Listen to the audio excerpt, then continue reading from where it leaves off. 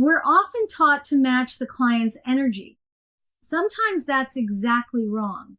I know that might sound surprising, but stick with me here, because there's a difference between meeting a client where they are and following them off a cliff. This video is about knowing when matching helps and when it enables a spiral that serves no one. Here's what we're taught. Match the client's energy level and emotional state as a way to build rapport and connection. And sometimes that's absolutely right. But here's the reality nobody talks about enough. When clients are in an unproductive state, matching their energy enables the spiral rather than helping them find clarity. Matching is not always helping. Your role is to create the conditions for productive thinking, not to join them in chaos. ICF tells us to manage our own emotions to stay present with the client. And I want you to hear those words carefully. Stay present, not join them where they're going. What that means in practice is you remain grounded and centered while holding space for their experience. Your stability becomes their anchor point, not by disconnecting from them, but by offering something steady they can grab onto. Now, let me be clear. There are absolutely times when matching energy is the right move. When a client has a breakthrough or celebrates progress, matching their positive energy with genuine engagement reinforces the moment and builds momentum.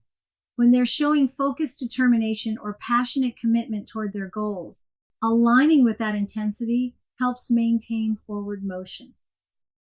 When their energy state is moving them forward constructively, matching helps amplify what's already working. But sometimes the client comes in and they're spinning, talking really fast, getting wound up, moving into a space that's not a helpful state for them. They're heading toward overwhelm, panic, or circular thinking. The spiral is pulling them away from clarity and productive reflection. If you get sucked into that and match it, you're enabling them.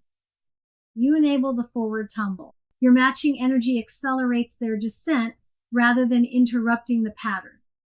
And the result? Neither of you lands anywhere productive. So here's your responsibility as the coach. If the client is getting wound up and they're moving into a space that's not a helpful state for them, it's your job to help them come out of that. You don't want to get sucked into it and be in there with them.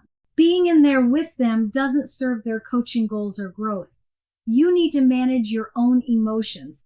Separate your emotions from your clients. Your groundedness, your calm presence, your emotional regulation, that becomes the stable point they can use to find their way back to center.